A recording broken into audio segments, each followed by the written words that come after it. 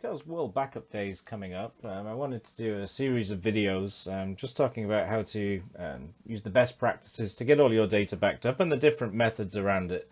In this part one, we're going to talk about the 3-2-1 backup strategy. I'm going to show you it in a couple of different ways. So in my example, it'll be more like a 5-4-3-2-1 backup, but we'll show you how that looks with the different methods and options to get your data in multiple places so that your data is considered to be backed up.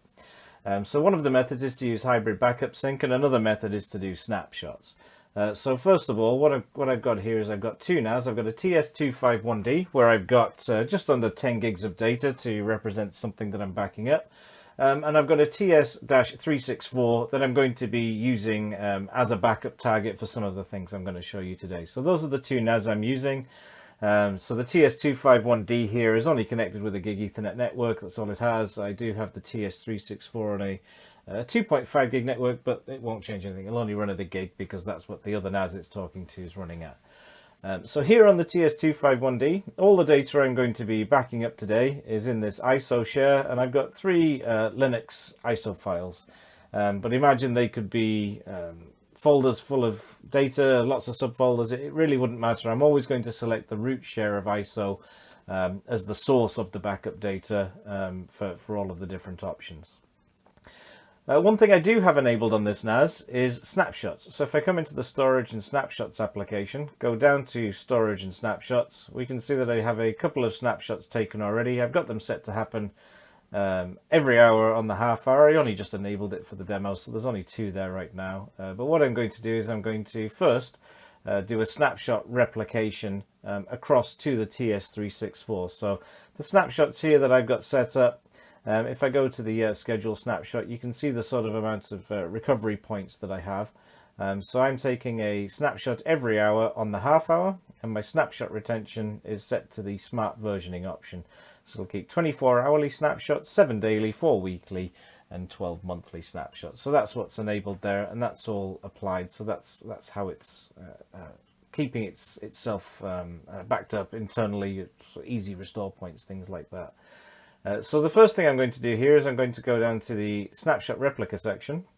I've got a fairly happy face there saying I've got local protection. So this would cover me for things like accidental deletions, things like that, maybe malware, things like that, ransomware.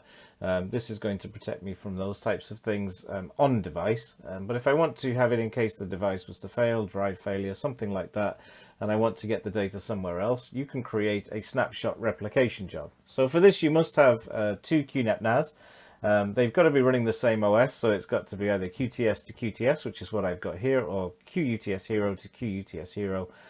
Hero has another option called SnapSync, which I'll cover in a later video in this series as well. So the first thing I'm going to do is click Create a Replication Job at the top. It's asking what I want to back up. There is only one choice. I've only got one volume on this NAS, so I'm going to say OK. It's just confirming it's the one with two snapshots there. Click Next.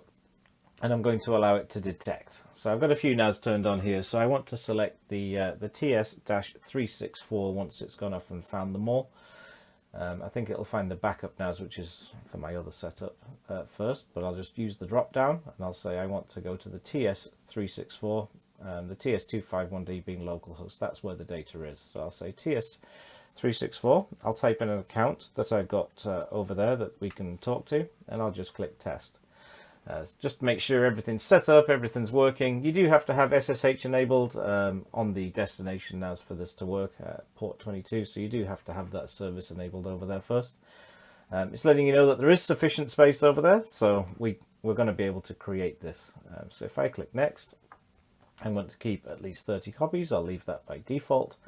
So it's just giving me an overview of what the other NAS looks like. I've got just under 8 terabytes total. The first volume there is using about 2 terabytes. That's all I've sized it to. So there's plenty of space there available for my snapshot replication to go over there. So I'll click Next. You can choose to have it on a schedule, which I'll do. I'll say once a day. Yep, that's fine. So long as the NAS is okay. You can set this to go as often as every 5 minutes if you want. That's an option that's there. But you can set it to do any schedule that you want. So even every hour. I'll set it to go every hour. Okay, so that's everything done. Run on a schedule. You can make it run once, set no schedule if you wish. So I'm happy with all those settings. So I'm going to click next. You can do things like encrypt the transfer, compress it, limit the speed of this transfer. You can export the source data to something like a USB hard drive on the first run to go manually import it over there rather than using the network to do it. As I'm only doing a few hundred gigs here, 267, I'm going to let it run just across the network. So I'm going to say next, and I'm going to say execute the backup immediately. So it's going to immediately start this when I click finish. So while snapshots themselves don't use much space, when you do a snapshot replication, we need the whole volume over there. So we need a sort of master copy of the data. So on the local NAS here, it's only what's changed since the last snapshot. Since the first snapshot. That's the size of the total snapshots within the retention period that you've set. So they don't use up much space on the local NAS, but it does have to send the data across to the other one. So here I've now got a happy face, full protection, so everything's absolutely hunky-dory there. We can see that the backup has started, sending the data across to the other side. So that's just going to keep running until was it 267 gigs, I think, of the volume I've got on this NAS is copied over there. So we'll leave that running. That's sort of step one.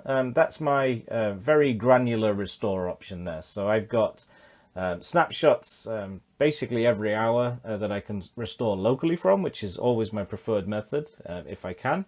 If there has been a catastrophic failure though, all my latest snapshots every hour are going to be synchronized over to the other NAS. So that's also an option that you can use. So this is one way to do 2 copies of your data. Everything's on one NAS, everything's on another NAS. So that's sort of step one of what we've got set up here. So if I now come to the hybrid backup sync app instead, so that snapshot replication is happening in the background. So over here I've got a couple of options. So one of them I've already done a little bit of setup because there's a lot of copy and pasting of keys, and that's the Backblaze B2. So this is the offsite backup I'm going to use. I've chosen a cloud provider for that as an option. You can use many other options. You could host a QUTS cloud instance, for example, up on, say, Amazon AWS or Azure. You're able to use those as different options to go over there if you wanted to have it QNAP to QNAP effectively. So you can have a cloud-hosted QNAP instance as well. So the option I'm going to choose now is backup and restore. So there's a backup now with new backup options. Now before I create the backup job, I have to tell the other NAS, in this case it's the TS364, that I want it to take backups from this NAS. So if I go over to the TS364, I'm going to open the same Hybrid Backup Sync 3 app, but I need to come to the Services menu on the left-hand side. So here we've got a few different server options that we can enable. It's the RTRR server that I want to enable. So I'm going to click Enabled, and now it wants me to have set a password for the shared RTRR server account. So I'll type in a password for this one. So this is unrelated to any of the other NAS accounts. I've got the port set at 8899, which is fine, and you've got some other options there that you can take if you wish. I'll just leave it fairly simple and leave it default. But port 8899 and the password I've got is really all I need. The IP address or name of the NAS would also be useful to keep in your memory for this next bit. So I'm going to say, okay, we'll save that, that information. So it's going to enable the RTRR server on the destination NAS. So that's done. So now if we come back to the TS251D, we can create the backup job and it will now be able to connect to that NAS. So we'll say we want to do a new backup job. I'm going to select that ISO folder. So that's the ISO folder and everything that's in it. I've got no subfolders in there, so it's just the ISO folder I'm going to do. Click Next. And now it asks what type of backup job you want to do. So here I could select the offsite to Backblaze, or for now, I'll just do the remote NAS option. So it's the name remote NAS, so I can tell it to go and search, so it will detect other NAS just like it did with the snapshot replication. So here we've got a few options. I'm going to say the TS364, so I'm going to say something like TS364 backup, something like that. Actually, I should say TS251D backup because that's what this NAS is. So that's where that data is going to go. Now I'm going to use the RTRR server account. So this is typing the password that I just created over on the other NAS. And if you click the speed test option, it should let you know that everything's connected and working. So it's going to tell me how fast the connection can go. Right now it's pretty low because it's syncing across everything with that replication. So a lot of the bandwidth is being used out of the just over 100 meg possible is being used by the snapshot replication that's probably still happening in the background. So we can see that there, the snapshot replica is still happening. So I'm fine with that. So we're going to click create as a backup target. So now I'll be able to see the storage locations on both NAS. So there's the TS251D backup. So I'm going to select the remote NAS. Now it's been added. Now it wants me to pick the destination folder over there, so I can have different folders. I can create folders within it if I wish. So I do happen to have over there a folder also called ISO. So if I come over here and have a look in the file station section, we can see I do also have an ISO folder with some things inside it. So rather than just dumping it straight into there, what I'm going to do is I'll create a folder over on the TS251D. So within the ISO, I'm going to create a folder. So I'll say something like TS251D backup. Click plus. So that's now creating a folder over on the other NAS. So there it is, TS251D backup. And I'm going to choose that as my destination. So we'll click OK. You can name the job something here if you need to. So you've got something more applicable to the backup job. If you're creating lots of them, it's definitely important to set that up. So it's going to send the data, total size 9.29 gigs, which is just the files I've got there. I'm happy with that. We'll click next. You can set schedules as well if you want. For the purpose of this, I'll create one. Let's do this. So you can click scheduler, you can click the plus symbol. You can say periodic, daily. So I'll say I'll have a daily backup done at midnight. That's fine for me. You can link it to other jobs. So if you've got multiple jobs in the list, you can say set a schedule on the first job, and then you can have this one run after that job, so that you're not running multiple jobs at the same time. And you've got other options for version management, data integrity checks if you wish down the side as well. And I'm going to tick the box for backup now. So this runs immediately. Different filters and options and policies that you can set. So there's different things. You can even specify a specific network card. So if you've got multiple network cards on your NAS, you can choose a specific one. So I'm going to click next, and then I'm going to create the job. Okay. So it's just reminding you can use data integrity check if you wish. So that's now going to start the backup of that 10 gigs of data. So this is going to go from the TS251D over to the TS-364. So that's happening. So now if we go check the running background tasks, we can see we've got two tasks currently running. We've got the larger snapshot replica of the 267 gig volume that I've got, as well as the backup job that's now happening. And you can go into these backups and see status information. So if you click on report within your backup job, there's a little details tab you can click, and it gives you loads of information on what's left, how long it thinks the backup's going to take, current speed, things like that. So you can get some good information from there. So that's really taking care of the sort of the 2.1 side of the 3.2.1 backup. So we've now got two copies of our data on two separate things at our on-site location. So now I want to do an off-site backup as well. So in this same section here of the backup options, so if I go here and pull this out, we can see the backup and restore. So I'm going to go backup and restore, and I'm going to create a new backup job. Same folder again, so I'm going to pick that same ISO folder, click next, but this time I'm going to select the Backblaze B2. Now it's not asking me to set this up because I've already added this Backblaze B2 account that I created earlier and copied all the keys and things that it needs for the bucket that I've created. So that's over there, so I've created that, and I'm just going to select it. Oh, sorry, you have to select which bucket name. I created one called TS251D. So you can choose what size of the files that are going up there. You can do it larger file sizes if you wish. I'll leave it at the default of 100 meg, and then we can click select on that one as well. So now it's going to show me the destination folder, so I'll just pick the root of the TS251D folder there. You can create folders if you wish. Click OK, and then I can click next. So I'm going to put it into the root of the Backblaze, and again you could call this something else. I've got backup job 1, which is backup to another NAS, and backup job 2 is now backup to Backblaze. So I'm going to click next. You get the same options here, different schedules and things. So if I create here another daily schedule, so you can pick it to go at a certain time, or you can do, as I said earlier, run it after the other job. So I can say backup job 1 is going to run first. After that's run, I want it to run this one. So you can select run after backup job 1. So that's fine. So I'll click next. I'll click backup now actually. Obviously this is going over the internet, so it'll be much slower than one that's going across the LAN.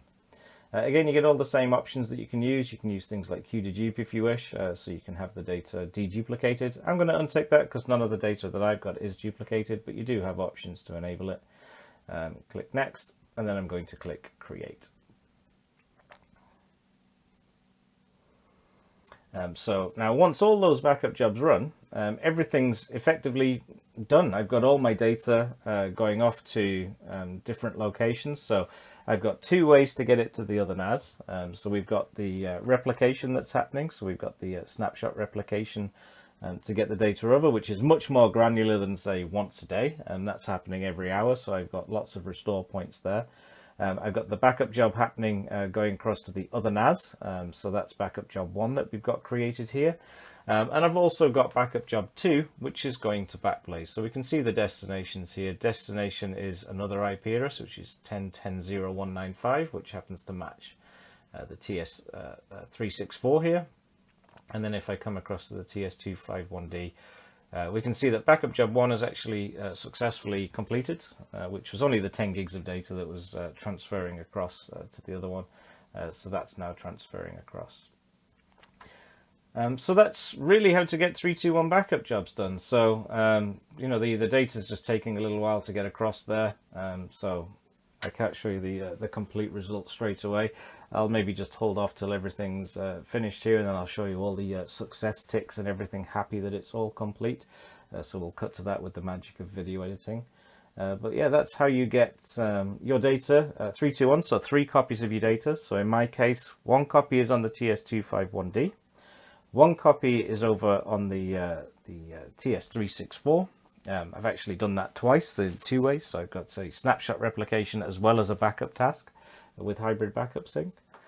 One of the backups is on site, so you've got nice quick restores. So if you are using a cloud provider, sometimes it's very cheap getting data into them and storing it, but they'll charge you many times, many times more to get the data back. So it's always preferable. Number one, it's faster to get your data from a local storage. It's also much cheaper as well than pulling it from your cloud. The cloud is really your absolute disaster. Perhaps there's been a flood or a fire at the location where the NAS are stored. So that's what the cloud option is really good for.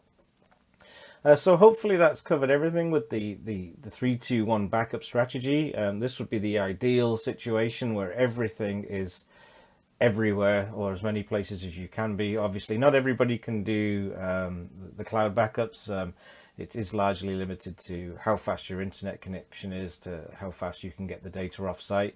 So mine's going fairly okay there. If we click into the report and have a look, we can see that it's already copied a gig up to the cloud. So not everybody's able to get data moving at speeds that would be good enough to do a cloud backup, but this is just definitely an option to get it there.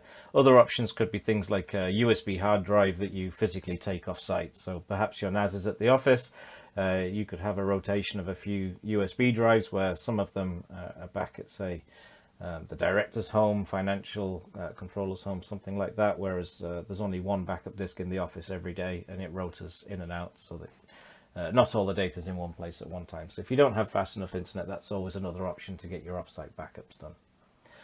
So if anybody does have any questions, leave them down below. And again, we'll cut back to the end here where we've got ticks on everything, just so you can see everything is fully backed up, everything's happy, and we'll come back to that at the end. Okay, and we're back with the green ticks now. So everything's been a success. The local backup, the backup to Backblaze B2, sorry, I should say the remote backup there to the other NAS.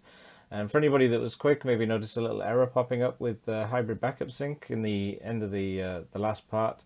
So that's just showing that I had the schedule set up to run after backup job 1 completed. It completed, but I'd already started backup job 2, so it was saying it couldn't start backup job 2 after backup job 1 because it was already running. So that's why there was a little error there. We can just clear that one away. But everything's been backed up. You can go in and check backup reports. So if I go look at the Backblaze one, for example, you can go click in, check the details. It gives you an idea of the transmission speeds, basic information, how long the total time took. So in that case, it was about 30 minutes on my connection here to get the roughly 10 gigs of data up. But that's the end of the 3-2-1 backup. So 3 copies of your data, 2 of those copies on site as well. So it's a really good way to have a backup routine done so that you're able to get your data protected as well as possible. And we've also got the snapshot replication, which is another option to get it between 2 QNAPs if you've got 2 QNAPs at the same site.